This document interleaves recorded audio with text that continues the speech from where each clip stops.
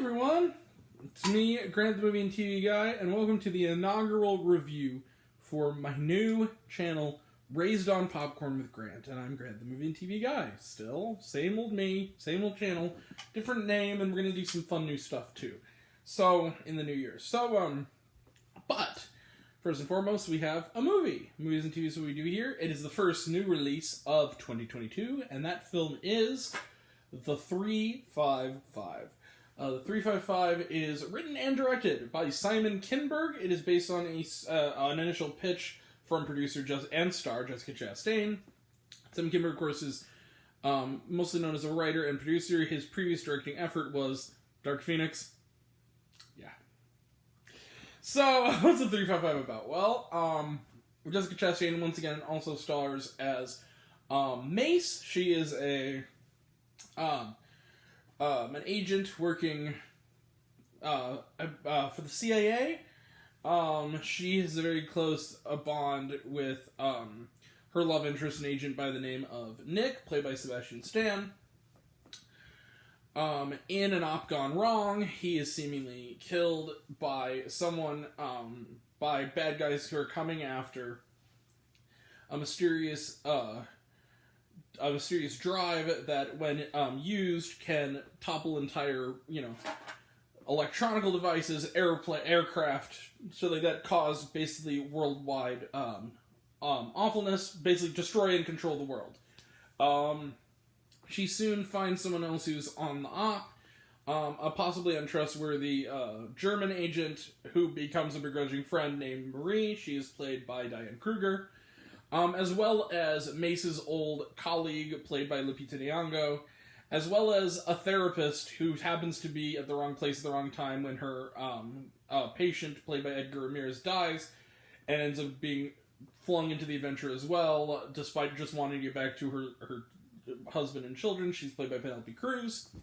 And then eventually, they end up also bonding with a mysterious businesswoman slash total badass in Shanghai, played by Bingbing Fan, and together they form a team of heroes to get the device and save the free world. So, there's not much to say about the 355, other than the critical score for this, which just came out today. It was not really screened for critics. This was the first night it showed at my local theater. I saw it in Dolby. And it is not getting good reviews. It is getting a 25% on Rotten Tomatoes last time I checked, which was around the time the movie was about to begin. I don't know if it's gone up or down, but did I hate the 355? No. Did I think it was anything like monumentally spectacular? No. Was it perfectly enjoyable as sort of a popcorn B movie? Yeah. I enjoyed it. I was glad I saw it. Jessica Chastain is good as always, but she's good. But basically, go over the cast is amazing. You also got Jason Fleming in there as what a great cast.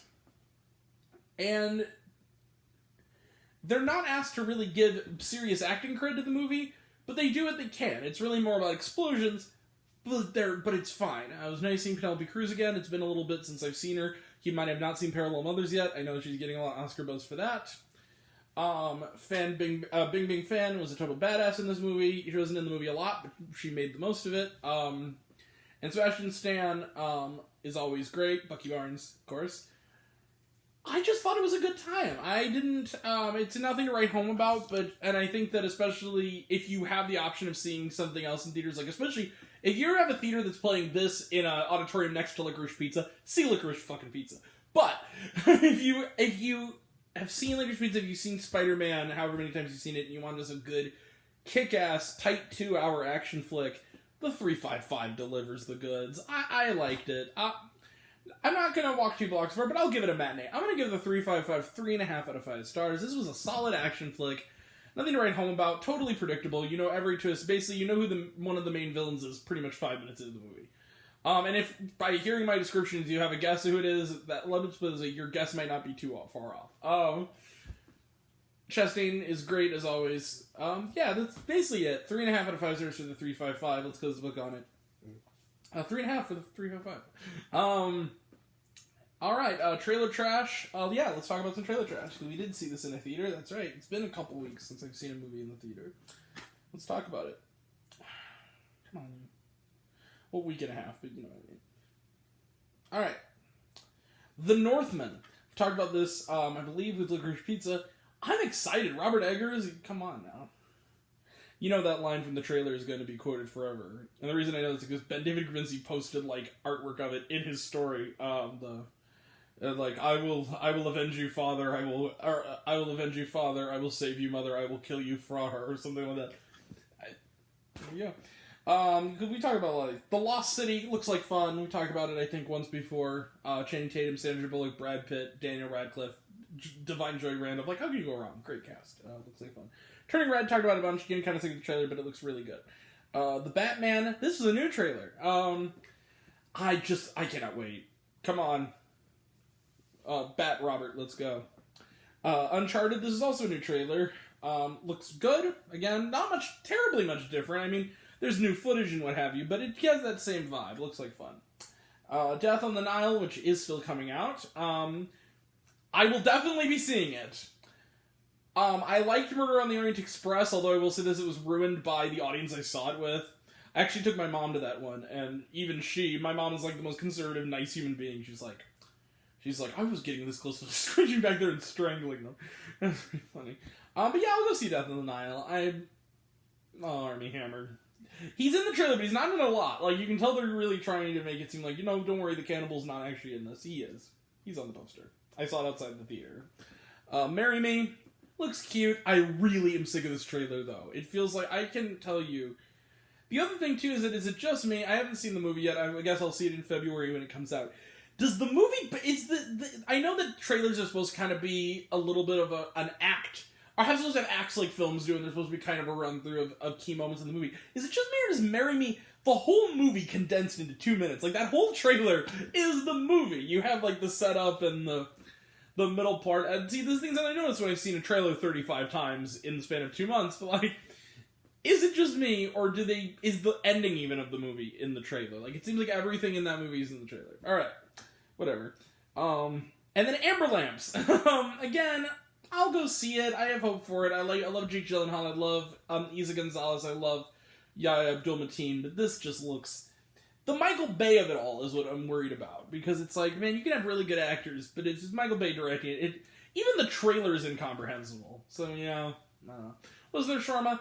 Not really. They did some cool little graphics at the beginning, but yeah, there's nothing after the credits. Although I will say the song choice, though, A Little Out of Place was great, which was Peaches' Boys Want to Be Here, which was dope. Alright, we will be back. Oh god, it depends. This weekend sometime to talk about The Tender Bar, which is on Amazon Prime. We will also, hopefully, speaking of Jessica Chastain, finally get around to watching Eyes of Tammy Faye. We're still going to be playing some catch-up from movies from last year. Next Thursday we got Scream, Friday we got Belle, and also next weekend I'm planning on watching The Tragedy of Macbeth, as well as Sex Appeal, or App Peel, I guess it's being jokingly called, on Hulu. We will also be talking on the 20th about Redeeming Love, as well as 22nd we're having our big super duper extra crunchy Sundance overview later on in the evening, and then we will also be talking... Next month, we'll be talking Studio 666, and then whatever else is in between. That'll all be next time, and until next time, I'm Grant, the movie and TV guy. I see it all, and I'm happy to share it with you. I love you all. I appreciate you all. I love all classes missed. I love you 3000. Be kind to one another. If you like this video, give it a like if you want to. Give it a subscribe if you want to. Give it the bell. I don't know what it does, but that's what it does do, or so I've been told. If you want to find me elsewhere, reviews, lists, and other fun stuff, you can check me out on letterboxd.com at Grant, the movie and TV guy, as well as on Twitch.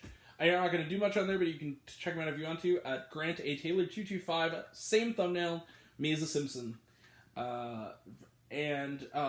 Also, some of you already have, but even if you haven't, take care of yourself. Take care of your mental health. I'm raised on popcorn just like you. That's the show. And see you next time. Thank you all. Take care. Love y'all.